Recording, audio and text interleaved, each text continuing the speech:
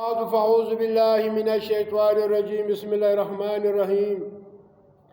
إنا أنزلنا عليك الكتاب للناس بالحق فمن اهتدى فلنفسه ومن ضل فإنما يضل عليها وما أنت عليه بوكيل. دا سورة زمر دی، پارہ چې د 24 ده، سورت چې دی 39 دی، آیات چې دی 41. نو نن دا بیانوي چې انا بېشکه موږ الله وایي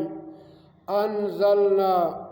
نازل کړی دی موږ علیک پر تا باندې ای پیغمبر علیه السلام الکتاب دغه کتاب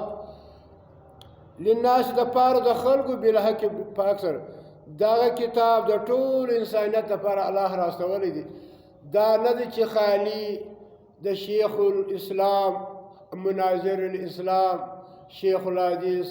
د مفتی او د ملا لپاره نه، دا د ټول انسانیت لپاره دا کتاب راځي. فمن اهتدى هغه چا چې په دې قرآن سره هدایت واخلي، په دې عمل وکړي، فلنفسه نو دغه هدایت د خپل ځان دی.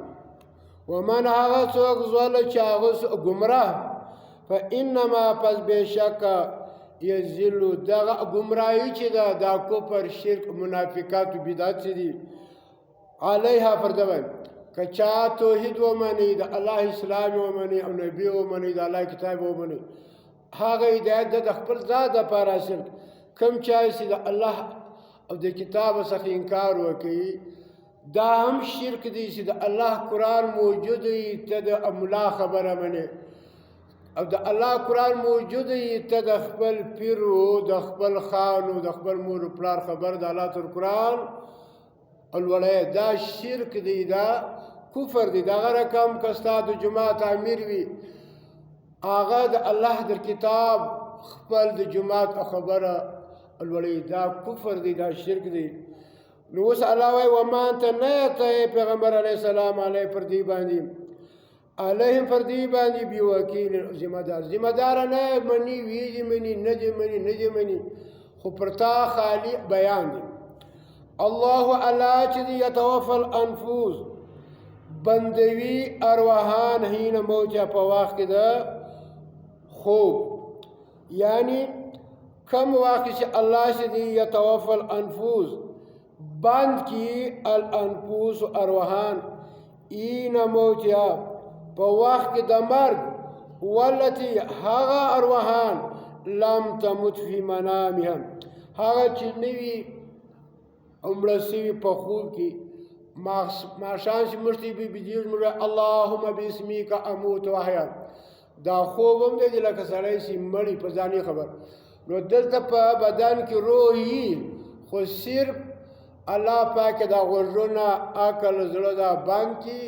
نو دی بیا په دې دنیا باندې مثال د خلکو په خبرو او په مجلسو نه یې خبر. نو اوس الله وایي په دغه وخت کې چې د ده لکه بجلي ستا، خو موږ ته بټانان بند کړي دي، د پنکیو د بلپانو د دې د بیا هغه شی نه چلي. کله چې د بجلي بټن ووایې نو په هغه تارو کې په پنکه کې بجلي، دا رقم د انسان چې بدي سم دغه رقم فیمسک التي راوی ګرځي، یعنی کله نا کله سړی بدي چې په خوب کې الله پاک روز یوسي نو شروع یوړه او قضا علی، کله چې پر ده باندې وسوله د مرګ فیصله او قضا فیصله وسو علیه پر ده باندې الموت د مرګ، پر ده فیصله وسو د مرګ، ویرسل خلاصی کی الاخرى هغه چې سړي په بدن کې روح موجود وي او مړی هغه برته یعنی فعال شي، د ده په بدن کې هغه روح برته غوږونه کار شروع کړي، سترګې شروع کړي، عقل شروع کړي او راویښ شي. نو بیا دعا ووایي الحمدلله الذي احیانا بعد ما اماتنا والیه النشور. او کله چې دغه روح د ده په بدن کې نه وي، الله وایي چې موږ دا دویم وار چې د ده دا روح مې د ده په بدن کې برته جاری کړه الى اجل مسمن، تر یو مقرره وخت پورې، دا روح تر یو مخبل وخت پورې په بدن کې. نو دا معلومه شوه چې موږ ته به بیریږو نه، د چا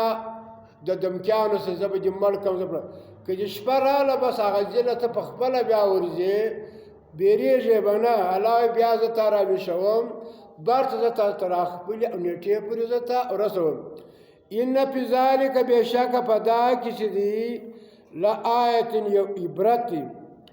لآیت یو آیات یو عبرت لقوم هغه قوم لري یتفکرون چې هغه غور نو په دې آیت کې دا ځای معلومه کې فیمسکو رو ونیسي بیا رو دې بدن ته او لري لکه هغه مړ شي دغه رو به بیا په قیامت باندې الله پاک راواپس کړي دا بدنونه به برته الله پاک جوړوي لکه څه رقم چې دا واښه د ځمکې راشنه کېږي دغه رقم به موږ د ځمکې څخه او راشنه شو د هر شي بیچ ته د انسان هم بیچ ته نو نبي صلی الله علیه وسلم فرمایي وایي ټول انسان به خاورې شي مګر هغه یو عجبې او زنب ورته وایي چې هغه یو بیچ دی د انسان هغه بیچ دی چې موږ یې په سترګو نشو لیدلی په مني کې یا د نارینه یا د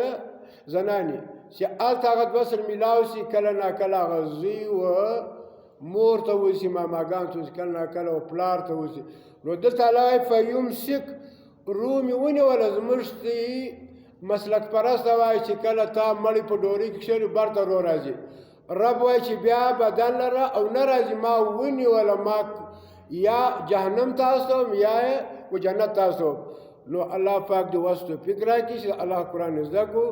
دغه روح چې د بدن ووتله